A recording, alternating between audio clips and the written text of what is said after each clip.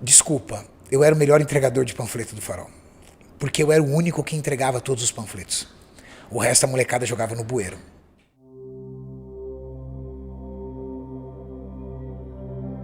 Meu pai, com 54 anos de idade, em plena atividade, a indústria resolveu retornar para os Estados Unidos, demitiu ele e deu uma medalhinha de bronze como honra ao mérito e botou nas costas dele e falou assim, vai para casa. Você sabe que um homem de 54 anos na década de 80 perdeu o emprego? É garantia de não ter mais emprego. Meu pai ficou extremamente deprimido. Cara, 38 anos, sim, com um final de semana de folga por mês. Meu pai tirava 15 dias de férias no ano. Obrigatório, porque senão ele não tirava. Sim. Meu pai teve um AVC e um ataque cardíaco. Caído na cama. Minha mãe, dona de casa, sempre dona de casa. Minha mãe teve uma crise nervosa por conta do que aconteceu com meu pai. Teve parte do corpo dela paralisado por uma crise nervosa. Minha mãe começou a fazer faxina na casa de família e ela tinha que disfarçar que ela puxava uma perna, porque senão a dona da casa mandava embora. E aí eu vi meu pai de um lado inválido, minha mãe do outro. Só que antes disso, aos 9 anos de idade, isso aconteceu quando eu tinha 12. Aos 9 anos de idade, meu pai me levou uma vez para conhecer a fábrica. Eles abriram um final de semana para os pais levarem os seus filhos. Eu olhei, vi aquele monte de comprimido correndo aquelas drageadoras, aqueles reatores. Falei, é isso que eu quero ser. Quero ser químico. Então eu escolhi minha profissão de química com 9 anos de idade. Caraca, que história. Com 9 anos de idade. Você tem irmão? Eu tenho uma irmã mais velha e um irmão mais novo. E aí, com 12 anos de idade, eu vi meu tio entrando na minha casa, entregando cesta básica para nossa família para sobreviver. Porque quando meu pai perdeu o emprego, ele perdeu no plano Sarney, que indexou todas as aposentadorias em um salário mínimo. Mas o salário mínimo daquela época era o equivalente a uns R$700 hoje. Era muito baixo. E, após o plano Sarney, veio o plano Collor, ao qual ele congelou todas as aplicações. E aí, o dinheiro da rescisão do meu pai, que era tudo que ele tinha, o Collor travou. Então meu pai não tinha nem dinheiro guardado e não tinha uma aposentadoria capaz de sustentar a família. O que aconteceu?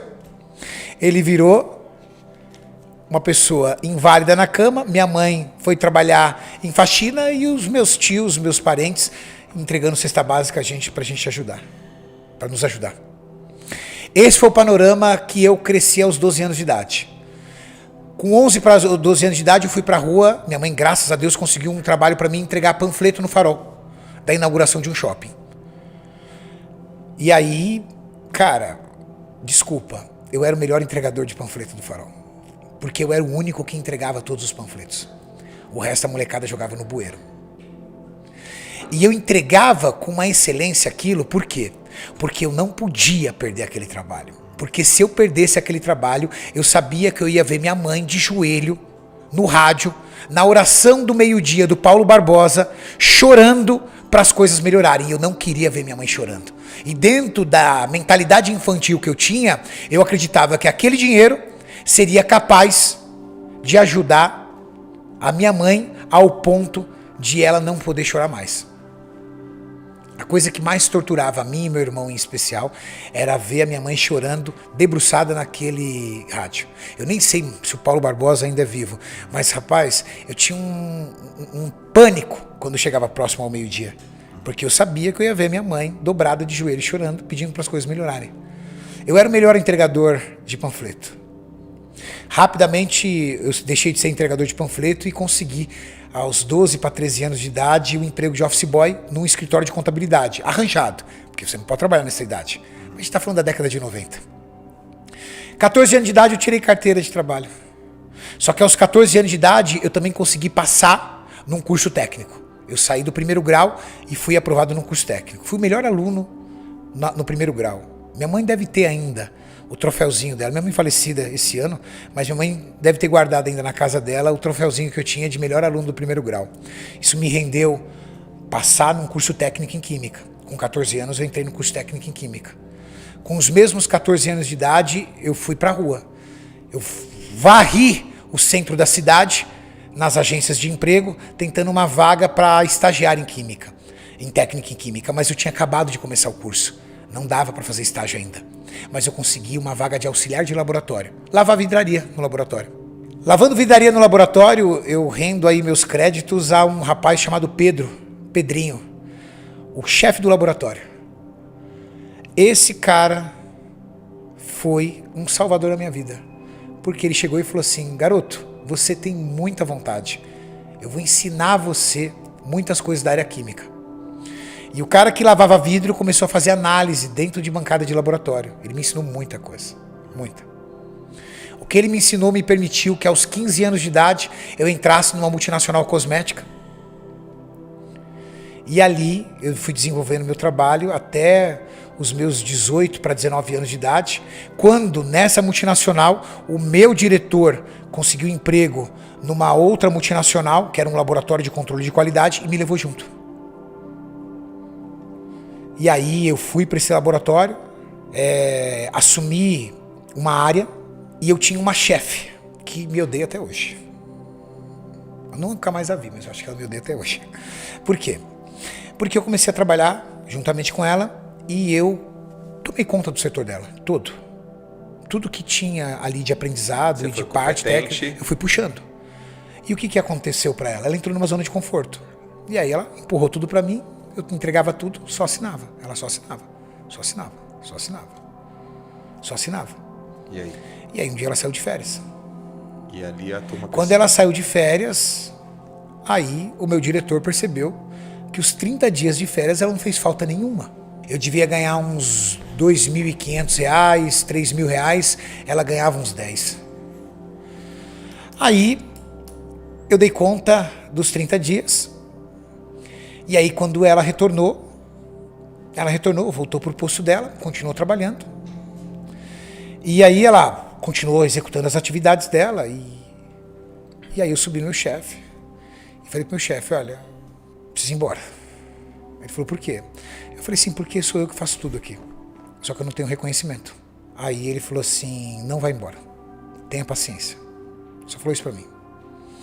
Passado mais ou menos uns 3 meses, ele demitiu ela e me colocou no lugar. E aí eu entrei para a história dessa multinacional como líder de área, porque aí me tornei o responsável técnico, o líder de área mais jovem da história dessa empresa. E aí ele pediu para mim a única exigência: coloca um cavanhaque no rosto, senão as pessoas não vão te respeitar, você é muito moleque. E eu coordenava biólogos, engenheiros, químicos, biomédicos, sem ainda ter formação universitária. Mas eu entendia muito já da área química, muito para pouca idade. Uhum.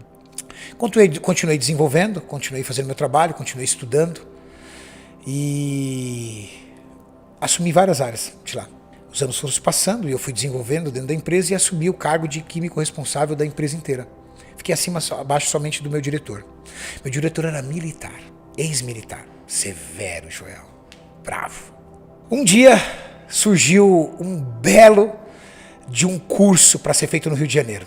Ali a minha vida mudou, Joel, graças a esse curso.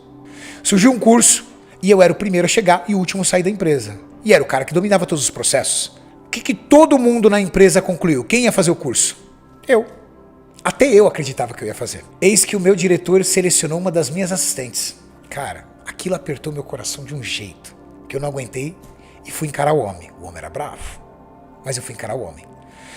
Um homem de poucas palavras, extremamente sério, mas acima de tudo muito grosso, duro. Com licença, queria falar um minutinho com o senhor. Ele abaixado, levantou, óculos aqui. Pois não. Prevendo provavelmente a minha pergunta. Sim. Eu gostaria de saber por que eu não fui selecionado para o curso, porque eu preciso entender aonde eu preciso melhorar. Ele olhou para mim e falou assim: não cabe a você decidir isso, cabe a mim. E abaixou e continuou. Eu abaixei a cabeça, fui me afastando. Aí ele, na atitude dele, acreditando que estava me fazendo bem, ele quis me fazer o bem. Eu entendo isso hoje. Ele falou assim: pera aí, garoto. Ó, eu não te chamei para o curso porque você é essencial nessa empresa. Eu não posso ficar sem você aqui durante uma semana. Ele achou que ele estava me fazendo bem. me dando esse feedback. Eu respondi pra ele, então o senhor tá me punindo por ser competente? Caraca, que perspicácia que você teve na hora, meu. O senhor tá me punindo por ser competente? 2, 3 palavras de grosseria dele. Algo do tipo, eu que tomo as decisões, eu sei o que essa empresa precisa, eu preciso pensar na empresa e não em você. Eu desci, Joel, e eu chorei feito uma criança dentro do banheiro. Sabe por quê? Porque eu tinha um filho de 9 meses de idade. Eu tinha 22 anos de idade para 23 anos. Eu era um moleque, todo ferrado financeiramente, devendo tudo, parcelado tudo, devendo faculdade, sem carro para andar. E eu olhei e falei assim, eu tô ferrado aqui. Porque eu nunca vou ser ninguém aqui. Eu subi na sala, cheguei nele e falei assim, olha, o senhor procura outra pessoa pro meu lugar que eu tô indo embora. Você tem certeza, garoto, do que você tá fazendo? O senhor pode procurar outra pessoa que eu tô indo embora. Catei e fui embora. Cara, quando eu cheguei em casa, falei pra minha companheira na época, mãe do meu filho Guilherme, que eu fiz. Cara, ela gritava e chorava comigo. Eu não acredito que você fez isso com a gente. Foi uma das piores noites que eu passei na minha vida até hoje. E eu sei porque foi uma das piores, porque eu me lembro como se fosse hoje. Eu passei a noite em claro, com um misto de medo, de tudo o que ia acontecer, com tristeza, de como eu entreguei a minha vida tanto tempo naquela empresa e me senti depois um merda em cima disso. Passado 2 dias, meu diretor me liga. Vem aqui. Tava um pandemônio no laboratório, porque eu tinha dominado todos os processos. Ali eu descobri que a palavra ninguém é insubstituível é uma palavra feita pro cara que foi demitido. O cara que foi mandado embora, ele chega em casa e fala, amor, não adianta, ninguém é insubstituível. O cara tava desesperado, só que ele não queria me dizer. Porque dentro de toda a altivez e a arrogância dele, ele não podia transparecer isso. Mas ele me fez uma proposta. Ele me disse, fica aqui, treina alguém pro seu lugar e eu pago suas verbas rescisórias. Eu tinha pedido demissão, eu teria direito só a férias 13º. Ele me mandando embora, eu teria aviso prévio, eu teria fundo de garantia, eu tinha 25% sobre o fundo de garantia, que é a multa. Eu falei, tudo bem. 30 dias, eu falei pra ele. Enfim, ele arrumou alguém, treinei, peguei minhas coisas e fui embora. R$4.500 de rescisão. R$4.500 que eu empurrei tudo numa loja de suplemento. Mas essa loja de suplemento me fez sócio de uma indústria farmacêutica 10 anos depois. Se ele tivesse me escolhido para aquele curso, talvez eu não estivesse sentado aqui do seu lado. Talvez eu não teria construído tudo que eu construí e estava ali, guardando um dinheiro para minha aposentadoria. Joel, eu descobri com a vida que não são grandes decisões que mudam o teu curso, são pequenas decisões e situações. Cara, era só um curso. Eu não acordei um dia e falei assim, nossa, vou montar uma primeira loja de suplemento. Não, eu montei na situação, na necessidade. Quem mudou minha vida, alguém, quando uma vez me perguntaram isso, Renato, qual foi a grande virada da sua vida? Eu falei assim, quando me negaram um curso idiota de 1 semana que eu poderia pagar do meu bolso numas férias. Viver, meu irmão, é desenhar sem borracha. E cada trecho que você desenha ali é um pequeno traço que você faz. Às vezes a gente olha o desenho, né, e fala assim, nossa, se eu pular daqui pra lá eu vou mudar minha vida. Você vai mudando a tua vida, cara, é coisas que são desapercebidas. Faz uma retrossíntese da tua vida e você vê. As coisas que mais fizeram a tua vida mudar foram decisões que aparentemente pareciam inofensivas. Só que, cara, foi um curso. Ali mudou minha vida. Quando eu saí dessa empresa, e montei uma loja de suplemento. Eu falei assim, peraí, essa loja de suplemento não pode me bancar. Eu sou profissional da área. Eu sou um bom profissional da área. Pô, Eu já tinha muita especialidade em química. Fui pro mercado. Fui fazer uma auditoria, fui dar consultoria, fui fazer uma auditoria de sistema de qualidade numa indústria. Cheguei na indústria, já fui muito criticado por isso. Vou falar aqui de novo, vou tomar hate. Cheguei na indústria, tá? Quando eu chego na indústria, o químico responsável tá de ponta cabeça no laboratório dele. De ponta cabeça. Fui contratado para organizar todos os processos e sistematizar ISO 9000. 3 meses de consultoria. Estou trabalhando com ele, batendo papo comigo, conversando. Aí ele falou assim, de vez em quando eu almoçava com ele. Aí numa das vezes que ele estava almoçando comigo, ele chegou para mim, para se aparecer, como o pessoal usa o termo, e falou o salário dele para mim. Eu falei para ele, eu ganhava tanto. Ele fala, que eu ganho tanto. Quando ele falou o salário dele para mim, cara, ele ganhava muito bem. Para ser tão desleixado com o trabalho dele. Mas ele ganhava muito bem. Ele tinha um pacotinho de bala na mesa dele.